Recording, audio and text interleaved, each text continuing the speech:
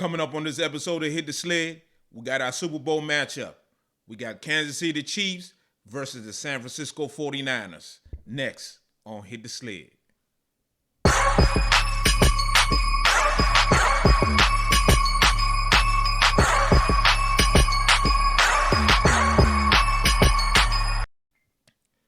Hey, what's up, everybody? This Eve coming to y'all with another episode of Hit the Sled.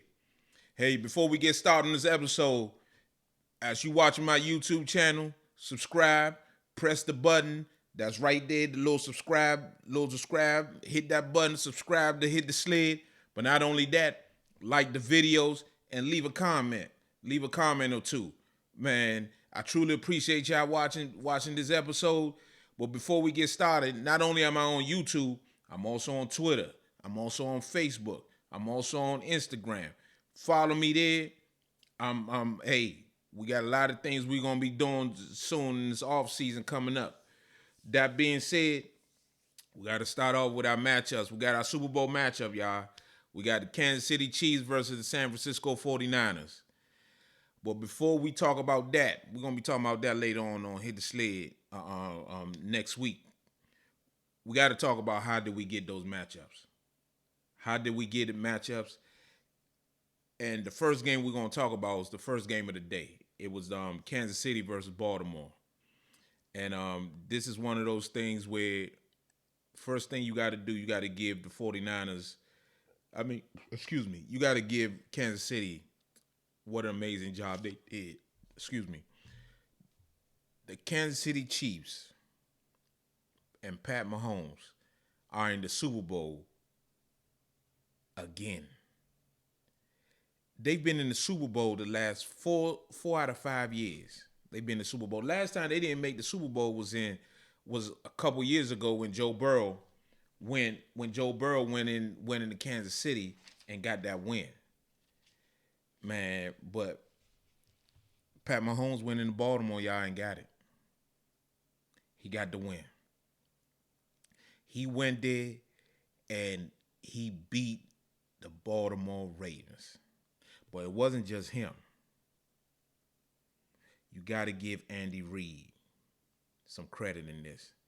Andy Reid did a tremendous job in getting this team prepared to be in the position that they're in now. Andy Reid was instrumental in the Kansas City Chiefs getting to where they at now. What a coaching job he did, along with his coaching staff. Midway through the season, towards the end of the year, Kansas City has been floundering. The receivers would drop a ball. Patrick Mahomes wasn't having his typical very good year. And the Raiders came in on Christmas. The Raiders, Antonio Pierce and the boys came in, and they beat Kansas City down. They beat them down. Physically beat them down. But you know what happened? Kansas City just went to work. They went to work. Offensive line-wise, they were working hard. And they came back, man, and they got everything straightened out. They became more of a physical run team. They changed their identity late in the year. You know how difficult that is for a coach, a team that has been a high-flying team, to all of a sudden towards late in the year decide to say, you know what? We can't do that. We don't have the receivers. We don't have the skilled players to do that. You know what we need to do? We need to become a physical football team. We need to use Isaiah. We need to use Pacheco. We need to become a downhill running football team. The O-line, we have the O-line to do it, and that will be able to help them. And you know what? That's what they did. Man, Andy Reid is one of the best head coaches of all time. Make no mistake about it. Andy Reid is one of the best NFL football coaches of all time. And also, it's not just Andy Reid, defensive coordinator. Spags. Steve Spagula. He did an awesome job. Man, Kansas City defense has been carrying them all year. Kansas City defense is the reason why they are in this position now. They won that game yesterday because of their defense. All Pat Mahomes did was play great in the first half. In the second half, don't mess it up. Because I'm going to be honest with you. What Kansas City decided to do was, you know what? We're going to do what Houston did in the first half last week. We're gonna play physical, we're gonna blitz, but we just gonna switch it up on the back end. Do what we do. And you know what? That worked to perfection. Kansas City Chiefs, if it wasn't for that play where the linebacker came, I believe it's Turnbull, he came scot-free. He had Lamar. However, Lamar was being great, scrambled around, made a play, and threw the ball deep on a scramble play to Flowers, and got a touchdown. Man, let me tell you something. Kansas City defense was fantastic yesterday. They were fantastic. They physically were the better team physically. They were physical up front with the offensive line, strip sacks, getting pressure on Lamar, hitting him, clean tackling, no mistakes, no missed tackles. Physicality was the utmost yesterday. But it wasn't just the defense. Now, the offense, like I said, has morphed into a physical football team. Travis Kelce didn't have one of his better years. But his postseason, he's back to his normal self. Travis Kelce had a great day yesterday. First thing, he passed Jerry Rice for the most receptions in postseason history. Man, let me tell you something, man. If you passing Jerry Rice for something, you doing something great. And that's what he did. He passed Jerry Rice for the most catches in postseason history. Yesterday alone, he had 11 catches for 116 yards and a touchdown. He was the tone setter. He was the one talking back to the Baltimore Ravens, and we're gonna talk about them. He was going back and forth with them. He was killing them. Travis and Pat Mahomes were on point all day.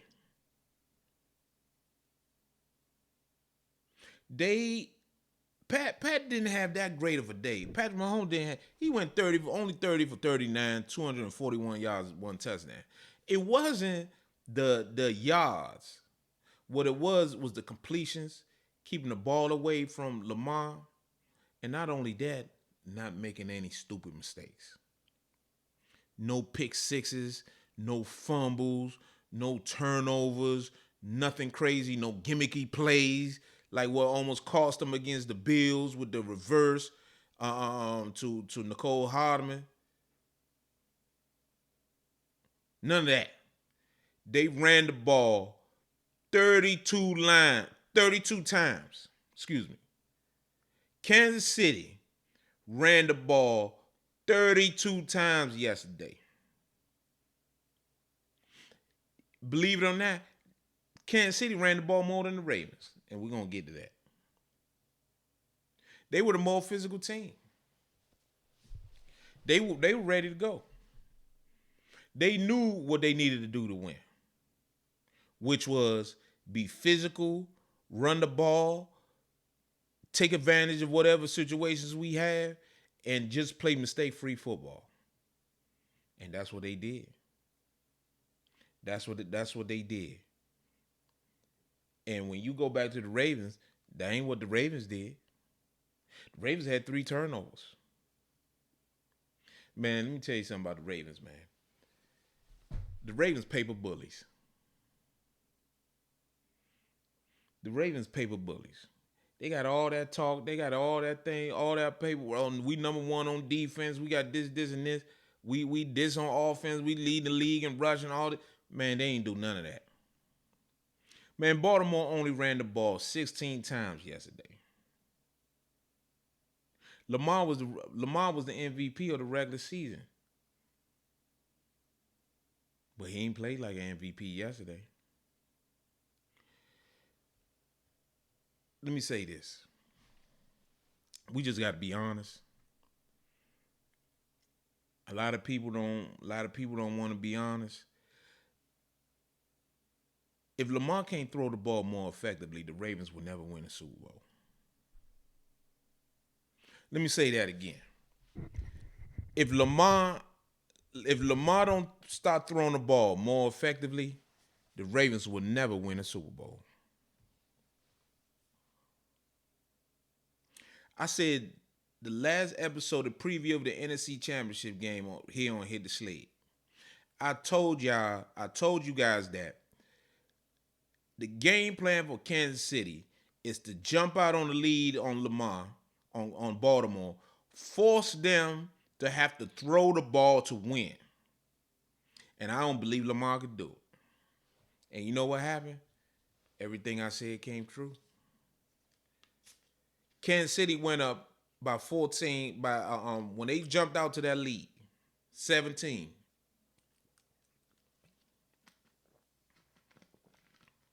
When they jumped out to that lead, 17-7, Lamar couldn't do nothing. He could not pass the ball to get him back in the game. Along with the pressure that Kansas City defense was bringing, he could never throw their way back in the game. He can't really throw the ball. All Kansas City had to do was get up and make it a 2-3 possession game, and that was it. And you know what? That's exactly what happened. That's exactly what happened. Lamar's not good enough as a passer. I hate to say it. Unless he goes into the lab this offseason, and this is an ongoing process, and puts in work, whatever Jalen Hurts did to take his passing ability up a notch, Lamar need to go see that same person, that same workout, that same guy, so that he can get to that level. Because if he don't step up his game passing, the Ravens will never win a Super Bowl with him at the quarterback. He's not that effective throwing the ball. I hate to say it. He's not as effective throwing the ball. Man, let me tell y'all something. The Ravens made a crucial mistake. I don't really want to say they got out coached. They made a crucial mistake. I don't know whether or not the offensive coordinator, while game planning for this game early in the week on Monday and Tuesday, said the only way we're going to win this game is by Lamar throwing it. If he came up with that decision, that was a bad mistake. Because they were only down 17-7. It shouldn't be no panic. It was a 2-possession game. If he came up with that decision and said we're only going to win that game by throwing the ball, then John Harbaugh should have stepped in and said, nah, we need to be running the ball more. However, I believe they came up the conclusion. John Harbaugh said during game planning for this week, we're going to win this game. Our MVP is going to win us that game. And that was a bad idea. They really thought that Lamar was going to pass them to a Super Bowl.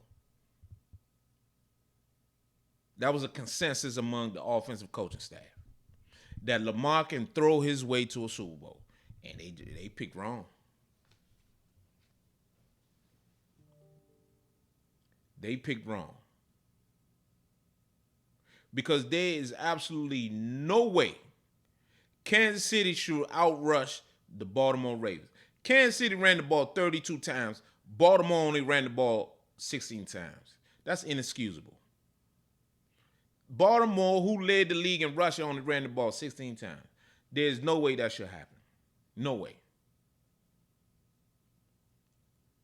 There is no way it should happen. Because defensively, they played great. It was the offense was the issue. Defense gave them an opportunity in the second half. Gave Lamar and the offense an opportunity for them to come back and make some plays to get back in the game. They couldn't do it. Where was Rashad Bateman? Where was Odell? Is Zay Flowers the only one? That's the only receiver on the team. Lamar threw 2 picks. Crucial. One of them he threw over the likely in the back of the end zone. It was 3 people there. Man, let me tell y'all something, man. This right here is a devastating loss by the Ravens. Devastating. And the only way they're going to fix it is by Lamar development throwing the ball. Lamar been in the league now 6 years. 6 or 7 years. He's gotten better compared to what he used to be, but he's nowhere near where he should be for them to win a Super Bowl. And that's just the truth. That's just the truth. They're not good enough. He's not good enough to lead him to a Super Bowl playing the way he's playing now. It's not good enough. I'm sorry. It's not good enough. This was Kansas City worst team that they will bring into an AFC championship game, and Lamar couldn't beat them. Man, Kansas City is gonna revamp that wide receiver room, that tight end room. They're gonna have some dogs coming in there, and them dudes gonna come in there. They're gonna be ready to go. It won't surprise me if somebody like Mike Evans on that team next year. They're gonna get some youngers in the draft. They're going to get some more players that can play. Patrick Mahomes will not have that wide receiver group next season. You cancel that. Kadarius Toney ain't going to be on that team next year. And they still couldn't get it done.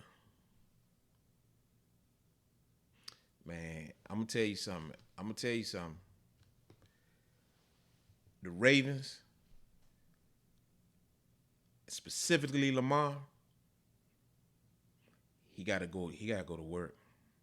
It's not good enough. I know he's gonna be MVP of the league. He's gonna get that. That's fine. That's regular season.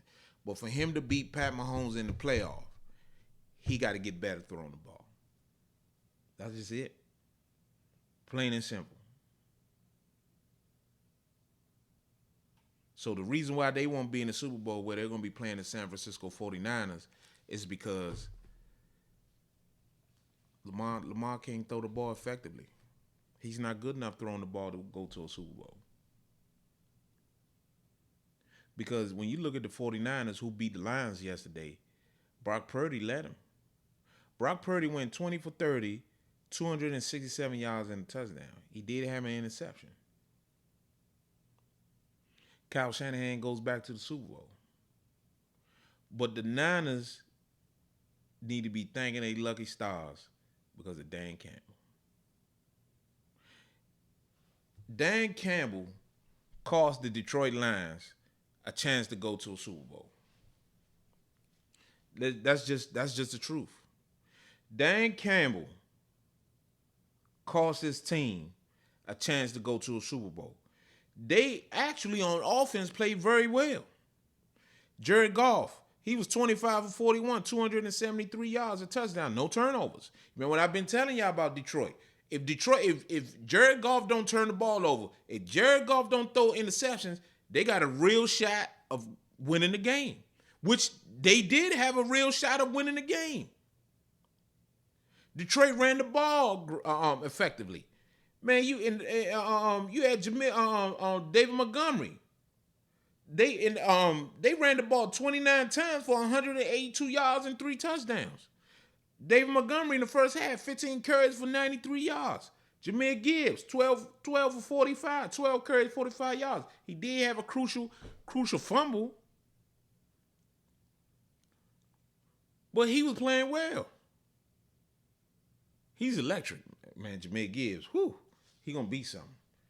Receiving, tight end, Sam Laporta. He had 9 catches for 97 yards. Amari St. Brown. He had 7 catches for 87 yards. Those are winning numbers. Them dudes on offense played well. All they top players on offense played well.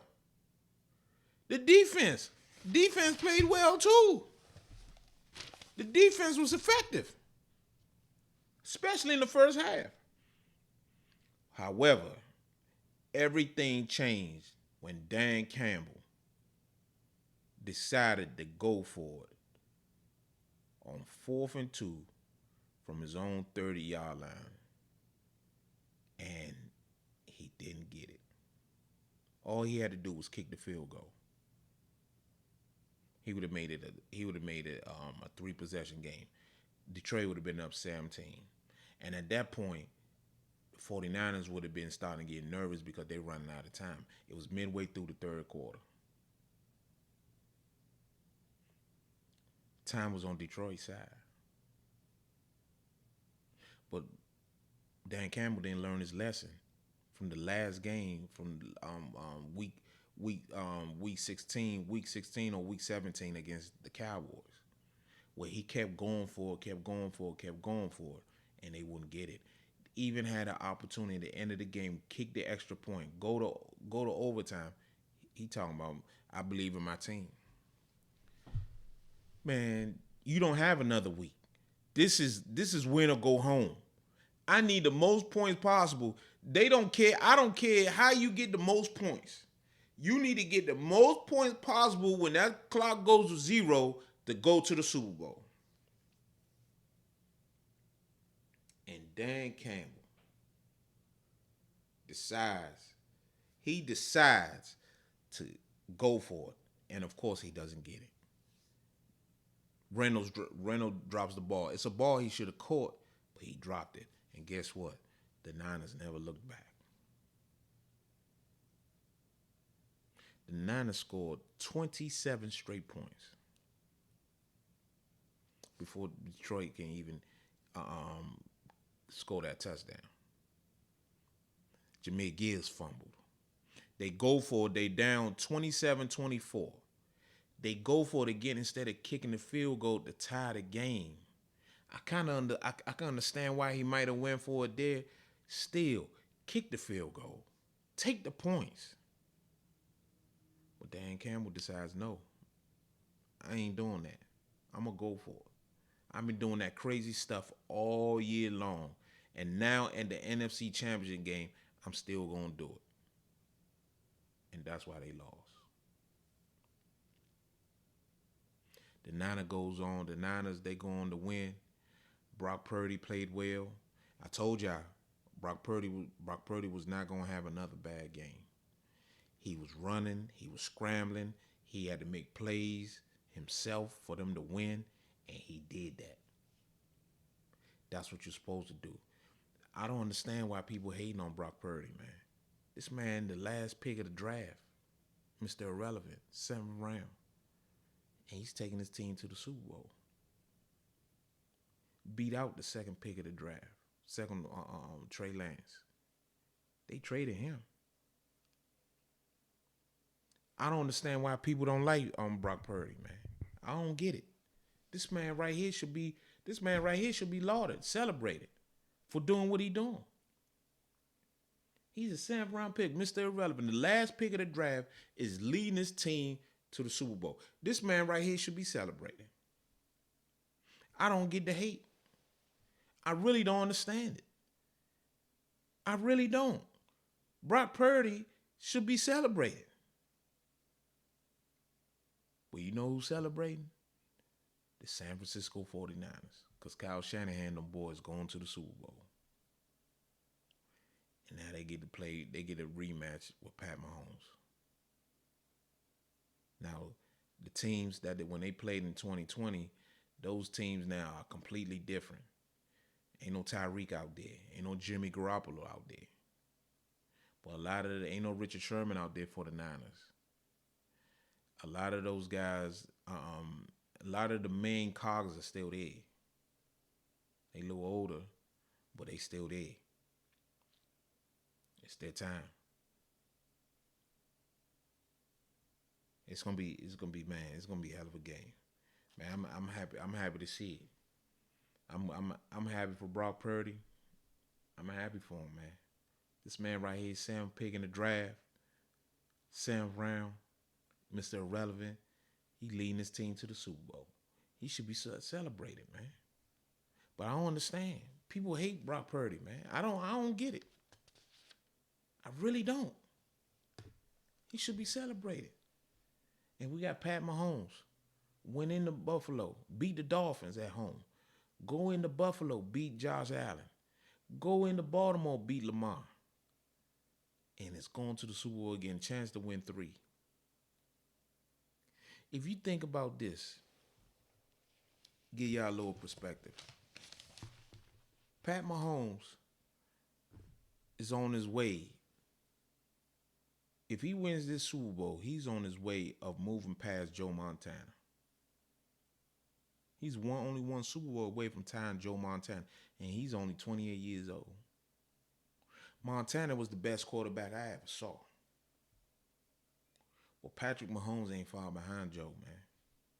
Man, Joe was like that.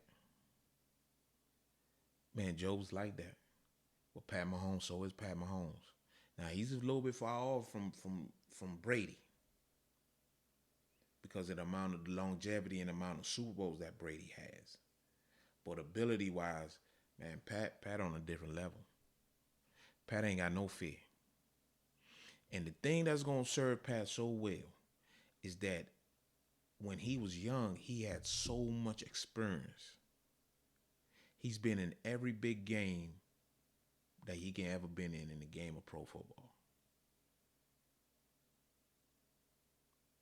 There is no situation in pro football as far as the pressure, all that Pat Mahomes ain't been in.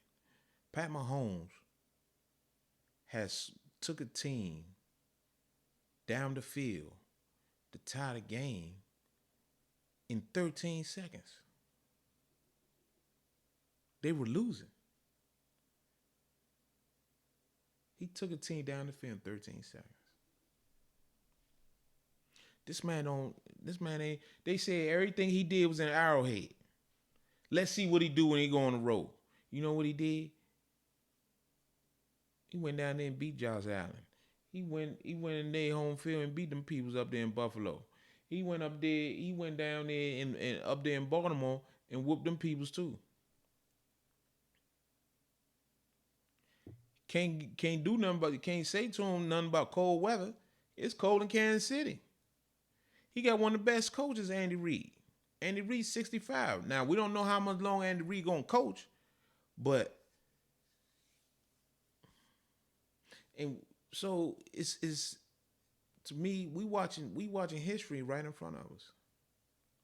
Then you got Brock Purdy, Mr. Irrelevant. He's fortunate enough to get to Kyle Shanahan, where he plays with George Kittle. He plays with Brandon Ayuk. He plays with Deebo Samuel. He plays with Trent Williams. He plays with Christian McCaffrey. That ain't his fault. There's plenty of quarterbacks that came in there that couldn't run the system. The dude they traded up, they gave up all them draft picks for, Trey Lance. He couldn't do it. Brock Purdy took his spot. That's how he earned it. He earned everything he's getting now. So I'm pulling for both of them, man. One of them, somebody got to lose, but we'll see. We're gonna talk about that matchup as time goes on. But it's gonna be a hell of a matchup, man. I truly believe this, man, that two best teams ended up getting there. One thing about the NFL, you got to earn it on the field. And the Kansas City Chiefs earned it. So did the San Francisco 49ers. With that being said, I truly appreciate y'all watching with me, listening to the podcast, watching the podcast with me on Hit the Sled. Hey, we got a lot more coming to you. We're gonna have Super Bowl preview. Then we're gonna start working on the off season. You know, the Redskins / Commanders, they're gonna be having their head coaching position open up soon. I mean, they're supposed to fill the position up soon. So we're gonna have more stuff to come. As the offseason progresses, we're going to be talking about that more. And then we're going to start doing more and more outside of just football, talking about different things, life stuff. I'm gonna talk a little bit more about how did I get here. Why I feel like I have the ability to do what I'm doing now. So it's gonna be a lot of fun going through this with Hit the Sled. I appreciate y'all checking me out. Hit the Sled. Hey, I appreciate it, man. Thanks a lot. Follow me on Twitter, Instagram, Facebook, TikTok, and also subscribe to me on Hit the Sled right here on YouTube. I truly appreciate y'all. Thanks a lot.